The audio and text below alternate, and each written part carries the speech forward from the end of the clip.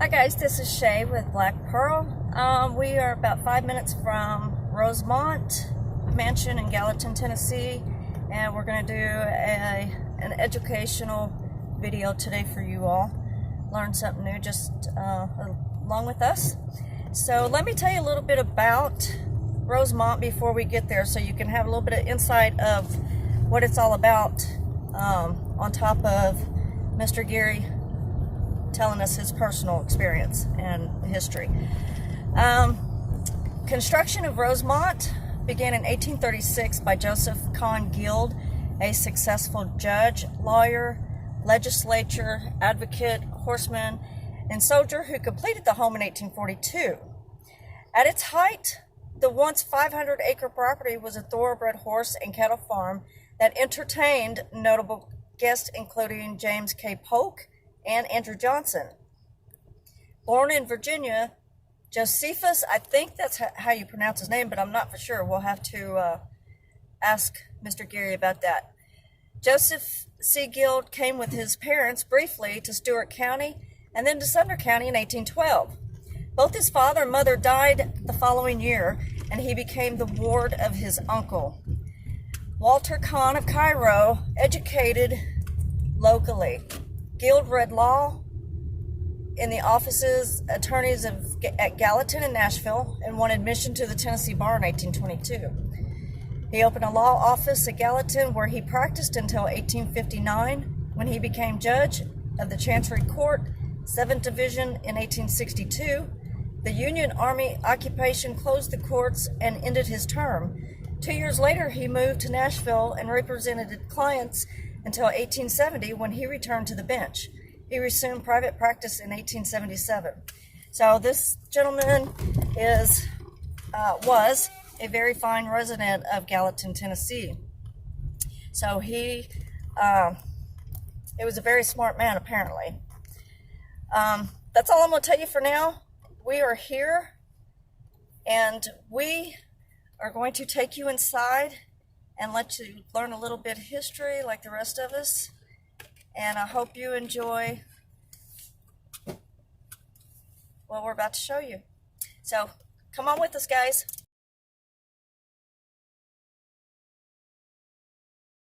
The restored room. But from the time the house opened up until 2005, it allows the Senate lived in here. This was always a master bedroom.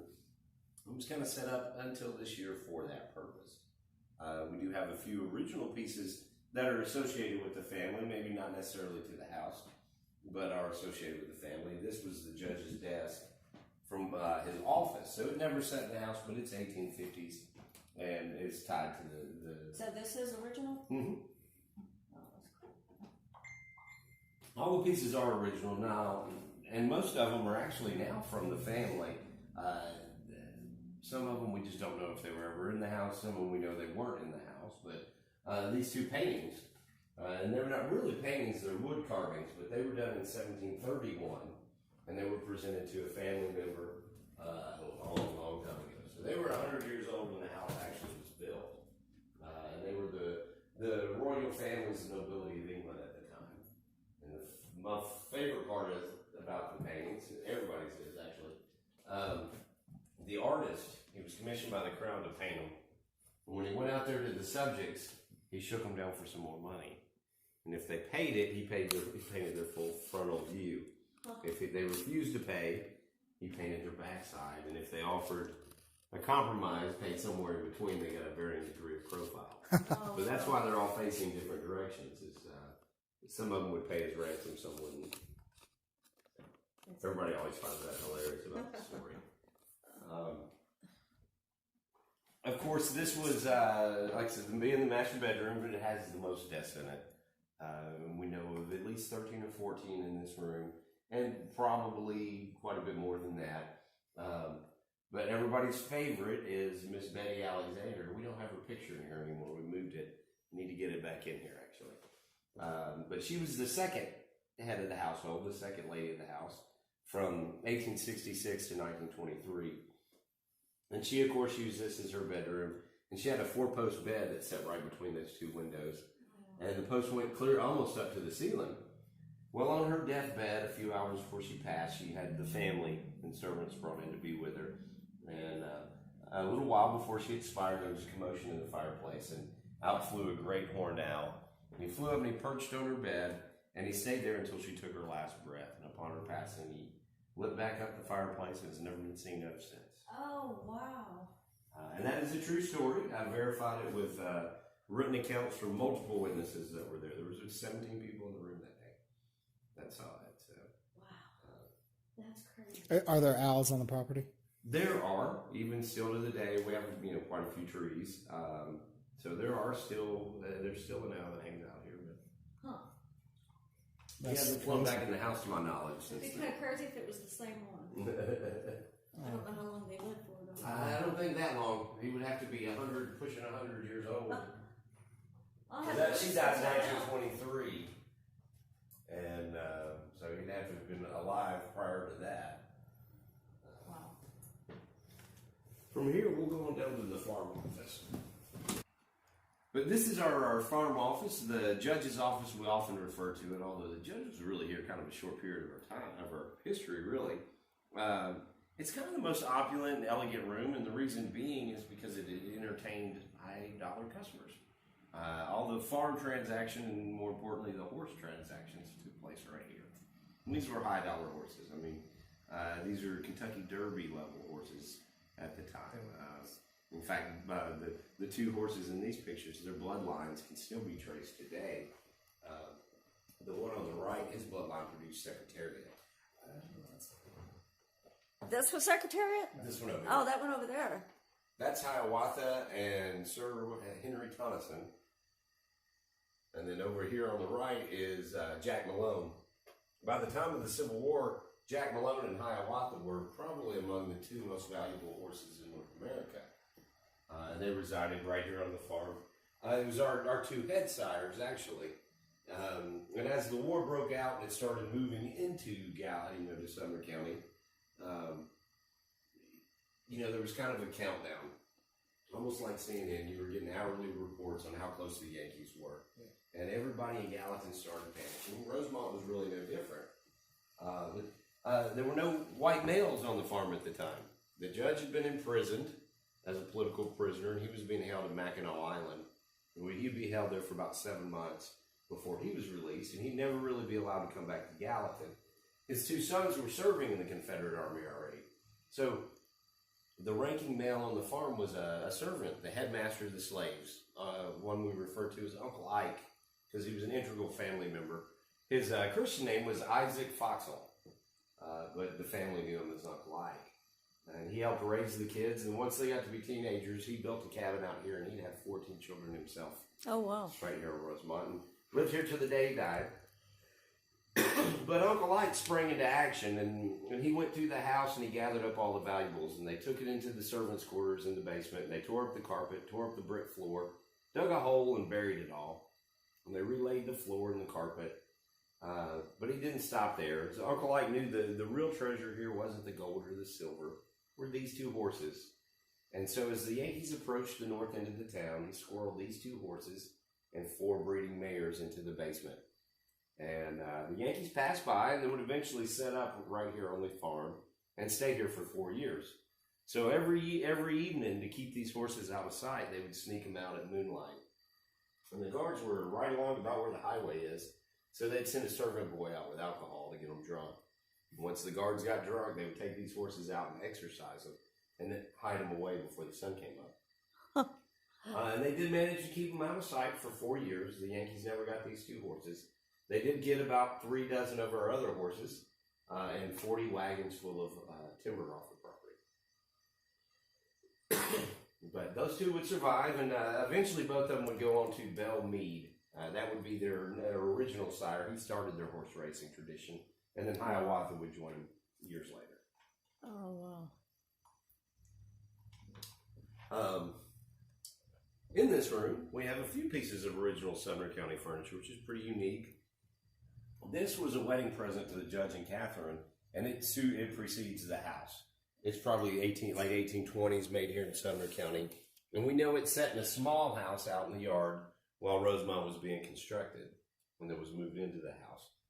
So what happened to the house that was up there? It was dismantled after they built Rosemont. Okay. They used it as an office for a brief period of time, for maybe a year or two. We're not sure exactly how long. There's no pictures of it. And then they dismantled it and probably used it elsewhere on the farm, I would imagine. When I was reading, it took 6 years. 6 years. Because all the materials came from right here on site, to include the bricks. They quarried them where this house sits now. They kilned them right there. They had a kiln built there. They quarried them back behind that tree line. There was a pond there originally they built while they were quarrying the clay. And then in the mid-1950s, early 1960s, that was filled up when they made it into a subdivision back there. But, yeah. So it took them 6 years to build it. All the materials were from here with the exception of maybe the glass. We believe the glass and maybe some of the doors were brought in. And this room, it's the trim. It looks like oak in here, but it's not. It's everything. The only wood we had on the property was poplar. So the whole house is constructed out of poplar, but that wasn't very chic in 1840s. So they commissioned a team of artists to come into the house, and they lived here for a year and 3 weeks while they hand painted all the trim. In this office, it was painted to resemble burled oak. In the parlor in the center of the house was painted to resemble tiger maple, and in my office, the master bedroom, it was painted to resemble English walnut. And once again, who'd you say those two were? Those are the judge's parents at the time they got married. Parents. Yeah. Okay. That's cool.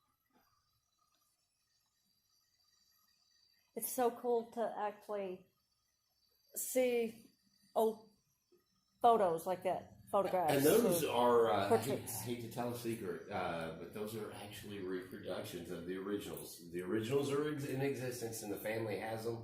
A descendant that grew up in the family, he's an artist, a historical restoration artist for the state of Tennessee. So he replicated those, he repainted them, so we don't have to have the originals up on Right. display. Well, that's understandable. There's a few others, the real valuable paintings around here we've done that with, just because of insurance purposes and everything. So. Huh. But they came here, well, it was still North Carolina then, and Josephus. Yes, how do you pronounce his name correctly? Josephus. Josephus. Everybody Okay. called him Joe Kahn. Okay. They referred to him as Joe Kahn. But when he was a young boy, he was about 12 years old. His parents both died of milk poisoning, and it left him an orphan. And at that time, this was very much the wilderness. So he set out on foot with his younger brother towards his uncle's house in Red Boiling Springs, and he, of course, would get lost in the woods. But a slave that actually he lived over at Cragfront. He belonged to the Franklins. He saved him and took him in and took care of him that night. He tells this story. And then the next day, delivered him to his uncle. And I think that would be pretty pivotal in the judge's life. You would see, I think that had a big effect on the way he did business. And in particular, the clients he took. But his uncle had a lot of friends. But more importantly to us now, or most importantly to us now, was Andrew Jackson. And Andrew Jackson took the judge under his wing. He started teaching him horses first and put him to work in his stables. And then he started teaching him the law. And eventually he helped him get established as a lawyer. Fast forward 30 years and you get Rosemont. He become a successful lawyer and he wanted to display some of his success. And he did so in the form of a truly unique Creole house in the middle of Middle Tennessee. And we're just as unique now as we were 200 years ago in the fact that we were the only one in Tennessee then, we're the only one now. In fact, there's only about 7 of us standing, and the other 6 are all in Louisiana. Wow. But even the peculiar porch I'm sure you saw when you pulled up was designed with the horse business in mind. It was never intended to have stairs. We've had to add those in modern times. But it's a horse porch. We would have auctions out here a couple of times a year, and the customers could sit on the porch, and they would bring the horses down the walk. And they could bid on them from there. If they wanted to test drive a horse, they were already at saddle level. They could just step off the porch onto it. So, when they built the house, because they didn't want to pay all the taxes, correct? No, it did the 6 years, taking 6 years, they didn't want to. No, why there's no hallways. Oh, that is a holdover. That didn't really affect them here on the construction of this house. That was a French tax evasion method. In Louisiana, under French rule, they taxed them on hallways. So the Creole eliminated hallways from their construction to avoid taxes. The Spanish taxed them on staircases and the width of their staircases. So the Creoles put very small, few staircases and small functional ones. So we don't have a very opulent southern staircase that people always expected we'd have. We have a very small functioning one. But yep, that was two things that they did that, like I said, really didn't affect us here in America on this house, but it would affect the design years before. And he incorporated that here. The judge spent most of his time up and down the Mississippi, and a lot of it in New Orleans, with both the legal business and the horse business. And he just liked it so much, he brought a little bit of it back here to Middle Tennessee. It was a really great design for Louisiana, not so much here in Tennessee. Makes for a very comfortable house here in the summer, not so much here in the winter. Originally, we didn't have any hallways at all. The one we have now was added in the 1880s, and it did make the house considerably more livable. Still, 1880s. Yeah, they'd already made it 50 years without it. So. And it's, well, technically, we were four structures independent because the kitchen wasn't connected until really after World War II. Sometime after 49, before the kitchen was connected to the house. So it would have been three different houses and then a kitchen behind it. Put the roof on top. All connected by a portico. And if you go underneath, they're independent structures completely. We're going to have to sneak in around this way. This wing was open first, and then this one 2 years later, and the north wing was the final one in 1842. We locked out all the way around. Sorry. So are these doors original? They are. Well, not original to the first incarnation of the house. This was all an open. This was an open walkway that kind of matched the other side. Even the staircase, this was completely exposed, and you could see it from the outside. This went to a stairway. It wasn't enclosed the first time till the 1880s, and they took it where the wall, the corner ends. You can see there's a ghosting right here. And originally in the 1880s, they took it up to right here, and this was the front door. Okay. And after that, and this is right after World War II, they connected it, made it a little bit bigger, and then changed this from a door to a window. So this corner right here has had the most change over the 200 years. This is our parlor, and it's another Creole feature of the house. At the time, houses didn't open into parlors in America. They would open to a vestibule, walkway, entranceway, or stairway. And the rooms would be to the left or the right. They're Creole because they had eliminated hallways. They didn't really have any choice. Well, it made for a more comfortable parlor. It keeps it a lot cooler.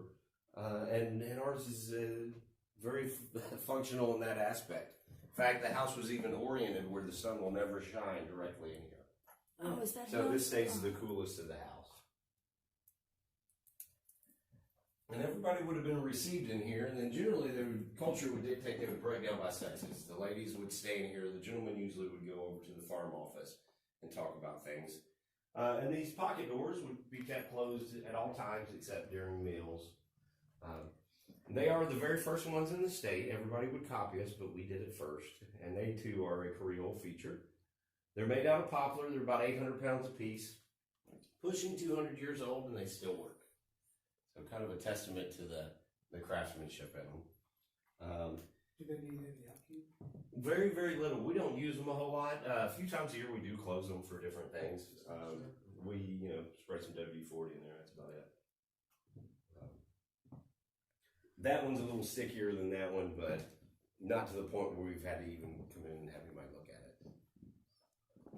The piano was brought in here when this wing opened in 1839. The family would take piano lessons on it every Tuesday night, and all the children would be brought in and lined up on this wall. And they'd go one at a time, take their lessons, and then fall back in at the end of the line. And So this is original? I'm sorry. Mm-hmm. Wow. Once everybody had gone through, they'd all been ushered out of the house. And they wouldn't be allowed back into this room until the following Tuesday night for piano lessons. And the only exceptions being holidays. So that tradition would hold up until the 1970s, too. The family kept doing that until the 1970s. And the later children that lived in the house referred to this room kind of as the goldfish bowl because they only saw it from the outside of the glass. That is the judge himself, and that's his bar portrait. That is his official bar association portrait, and they painted him that way for a reason. His robe may not be what you would envision a judge, especially a judge at that time, dressing. But he was a little bit different. He was known to hold court in his smoking robe, matching house slippers, while smoking his pipe. And the Bar Association wanted him depicted that way. We have the original photograph that this was painted from, and his robe was actually more vivid and brighter than even depicted in the painting. So he was kind of an informal guy. He was a really funny guy. And his facial expression is pretty serious because this is a judge's portrait. But he really wasn't a very serious guy at all. In fact, he was very humorous. And that made him a very effective cross-examiner and trial lawyer. People would open up to him. In fact, people were just naturally drawn to him. He was a brilliant conversationalist. And he would do things that people at the time didn't do in Victorian times. And they didn't work a lot of humor into their conversation, but they didn't work hardly any sarcasm in their conversation. It was almost a lost art at that time. But he did, and he used a lot of self-deprecating humor and would get people to laugh at him, and they would open up on the stand. In fact, he had more criminal cases under his belt than anybody besides Daniel Webster in the country at the time. So, pretty impressive record. Who was this lady? These actually, neither one of them ever lived in the house. They were family friends, and the family did intermarry, but they were at Fairview Plantation. They were the Franklins. Oh, okay. Yeah, at Fairview Plantation. When Fairview Plantation sold, Miss Ellen Weens, the last owner, sent those pictures to us. Fairview Plantation up here? Mm-hmm. Okay. The sofa was purchased in New Orleans, and if you flip it over, on the bottom it's written the judge's name and the address here, and the date, and the store he purchased it in New Orleans. He actually had it made to fit in between this window. Wow, custom made. What was the date on it? 1842. 1842. Oh, that is so cool. It was a few years after this wing opened. They took a lot of detail in this. It is, and it's been recovered at least once we know of. I've slept on it a few times before anybody ever told me that story. But. Wow. He could have slept on it too. This is our dining room. Like I said, it would have been kept closed up except for at mealtime. And this table was brought in when this wing of the house opened in 1939. And it had leaves and inserts to take it out in between the two rooms and seat 24. During the Civil War, 2 Yankee soldiers came to the house, and they confiscated this end of the table right here, and they took it out there to the road, put it under a tent, and used it to write telegraph dispatches on. And after a few days, one of the servants came to the house and told Miss Catherine, the lady of the house, the Yankees were stabbing her table with a knife. She went out to the road, and the Yankees brought the table right back with her chewing their tails. But you can tell from the mileage on the table, it almost paints a little picture in time if somebody tells you what you're looking at. The process would have been 3 people, basically.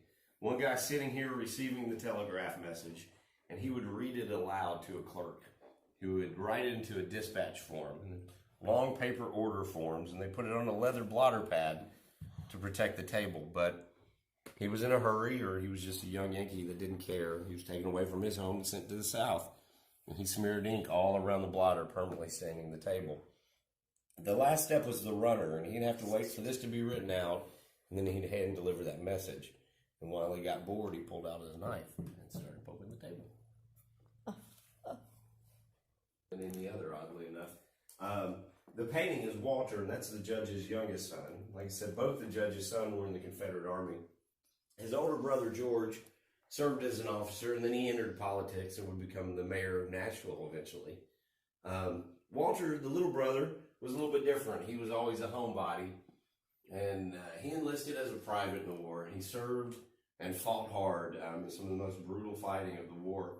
Was wounded and captured the final year of the war and spent a year in a prisoner of war camp before he'd be released. But when he was released, he came right back here to Rosemont. And best I can tell, he never left again.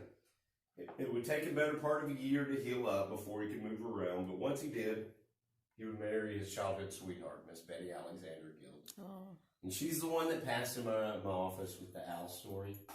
But they were married in 1866, and she moved into Rosemont.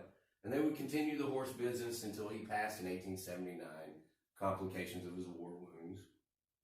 The family loved her so much that the judge and Catherine gave Betty the farm.